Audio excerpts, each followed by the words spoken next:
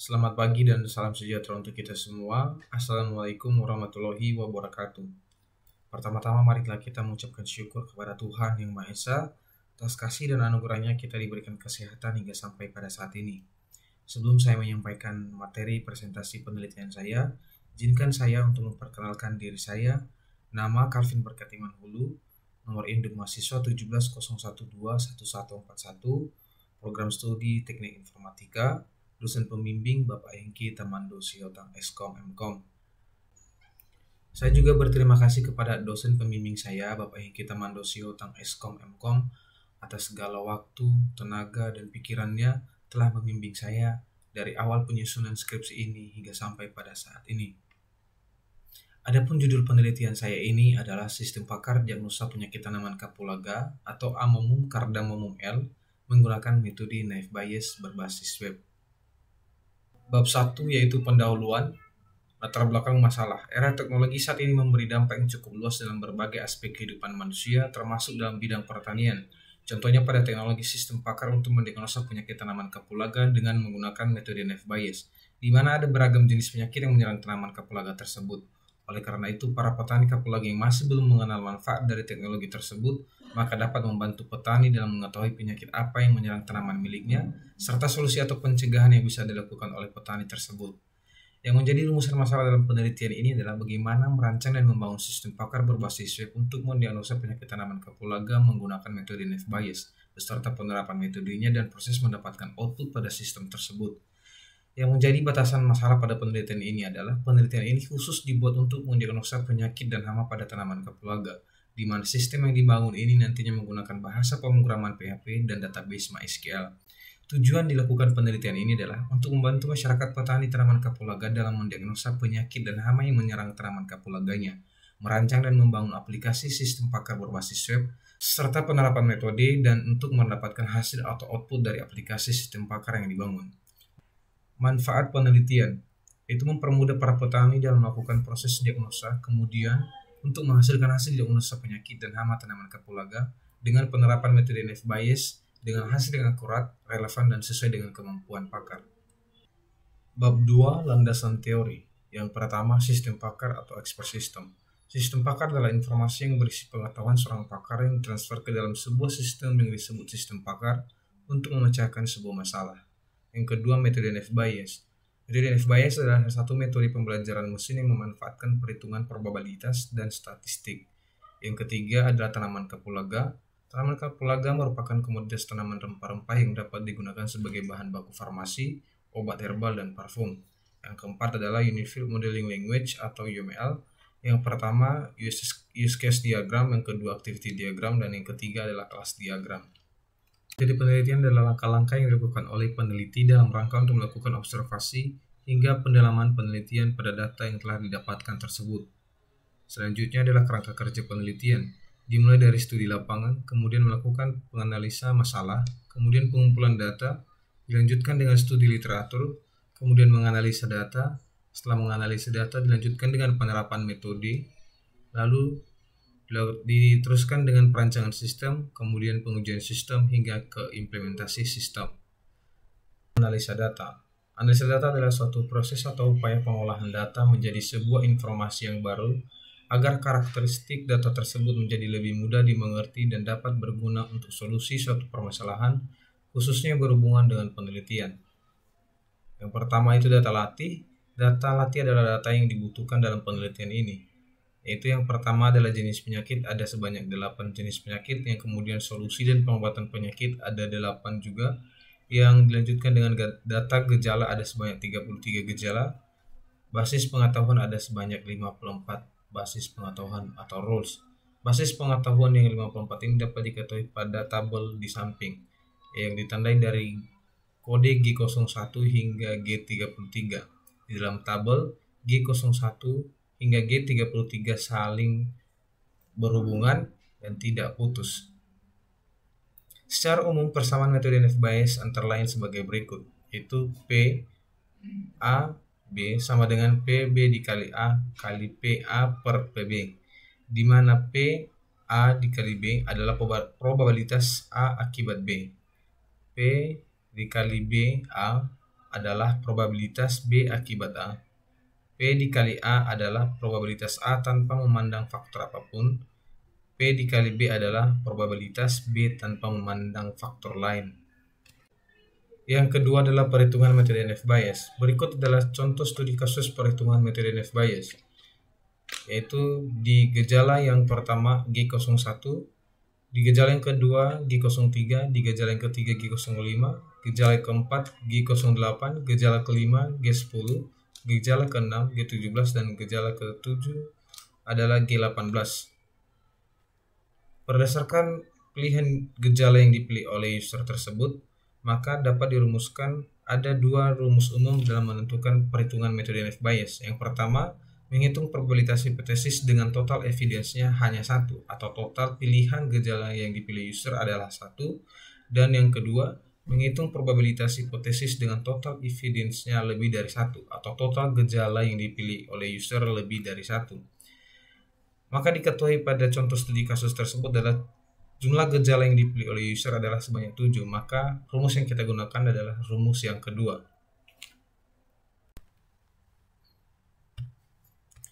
Langkah selanjutnya adalah kita akan menghitung nilai probabilitas dari semua jumlah seluruh jenis penyakit. Diketahui bahwa jumlah jenis penyakit pada penelitian ini adalah ada sebanyak 8, maka kita akan melakukan perhitungan probabilitas sebanyak 8 kali.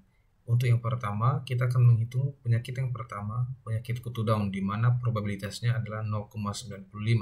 Nilai 0,95 ini diambil dari persentase serangan pada tabel jenis penyakit, yaitu kutu Down.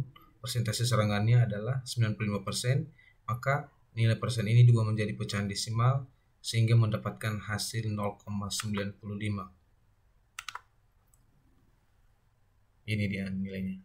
Jadi selanjutnya adalah PH1, P dikali hipotesis pertama atau penyakit yang pertama, evidence G01 atau gejala yang pertama, evidence G03 gejala yang ketiga, evidence G05 gejala yang kelima.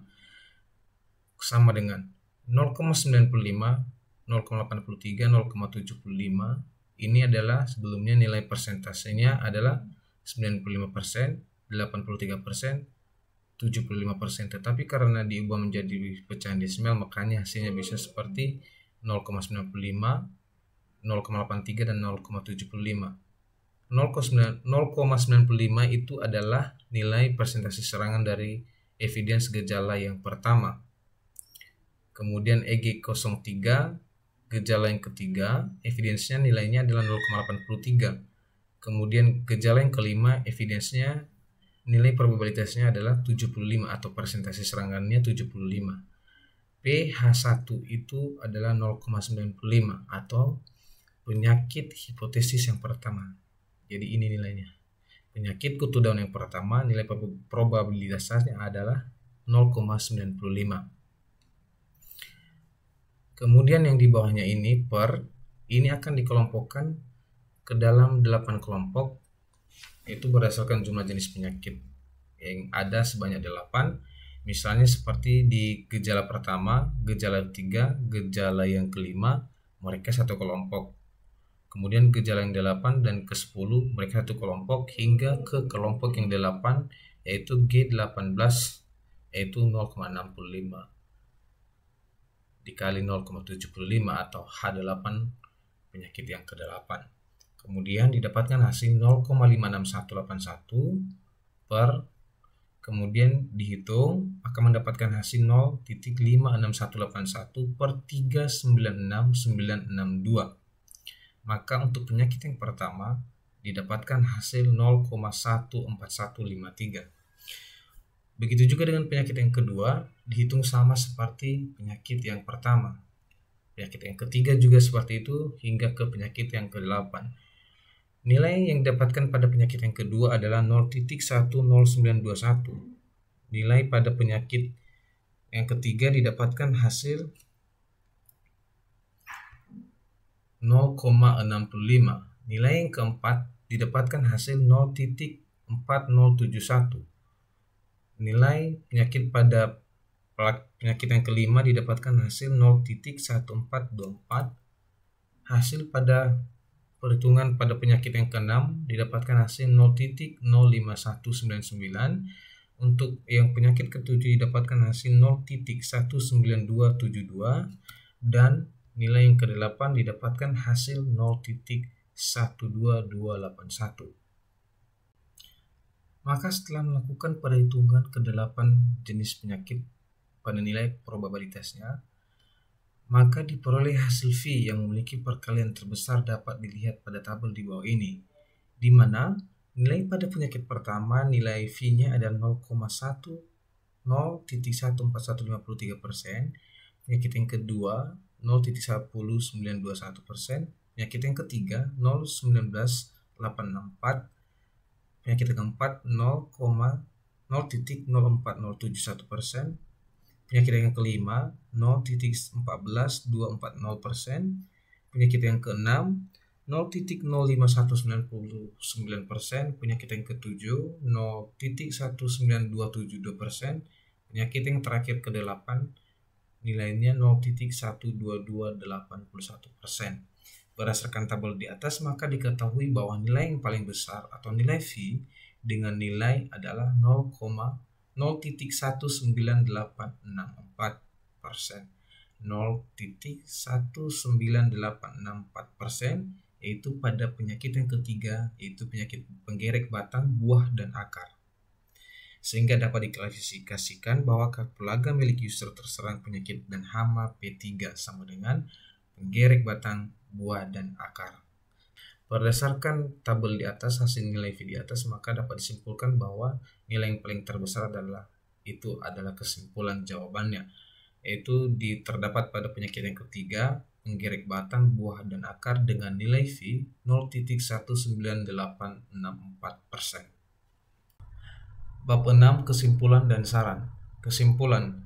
Yang pertama, penerapan metode NF-Bayes untuk mendiagnosa penyakit dan hama pada tanaman kapulaga, yaitu dengan cara mengumpulkan data sampel dalam penelitian, misalnya data penyakit, data gejala, dan solusi pengobatan serta aturan atau rules atau basis pengetahuan. Yang kedua, sistem pakar diagnosa penyakit tanaman kapulaga ini dirancang dengan menggunakan pemodelan UML pada diagram use case, activity diagram, dan kelas diagram, kemudian dibangun dengan menggunakan bahasa pemrograman PHP dan database MySQL. Yang ketiga, berdasarkan proses perhitungan nilai probabilitas gejala terhadap penyakit dengan menggunakan metode NF-Bayes, menunjukkan hasil diagnosa penyakit dan hama yang akurat, sehingga dengan menerapkan metode NF-Bayes tersebut, maka sistem pakar yang dibangun sangat layak digunakan untuk mendiagnosa penyakit dan hama pada tanaman kapulaga. Yang kedua adalah saran. Yang pertama, untuk penelitian selanjutnya disarankan untuk menambah jumlah data penyakit dan hama pada tanaman kapulaga. Yang kedua, untuk penelitian selanjutnya dapat dikombinasikan dengan metode lainnya untuk memperoleh hasil kebutuhan yang lebih akurat dalam waktu yang lebih cepat dan disarankan untuk dalam bentuk mobile. Demikian hasil presentasi penelitian saya pada hari ini. Atas kesempatannya saya ucapkan terima kasih banyak, dan apabila jika ada kesalahan baik dalam pengucapan, tingkah laku, sikap dalam penyampaian materi ini atau penyampaian presentasi ini, saya mohon supaya bisa dimaklumi. Sekian dan terima kasih.